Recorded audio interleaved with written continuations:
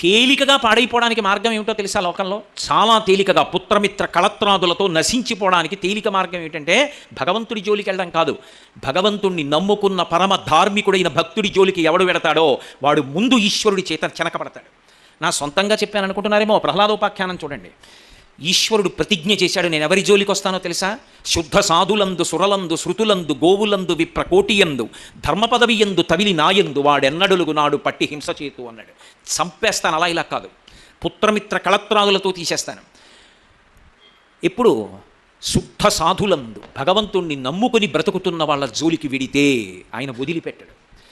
ప్రమాదాన్ని కౌగలించుకోవడం అన్న మాటకి అర్థం ఏమిటంటే భక్తుల జోలికి వెళ్ళడమే. అందుకే మారీచుడు రామాయణంలో రావణాసురుడితో చెప్తాడు, కళత్రాణిచి సౌమ్యాని మిత్రవర్గం స్థైవచ యదీచ్ఛసి చిరం భోక్తం మకృధా రామ విప్రియం.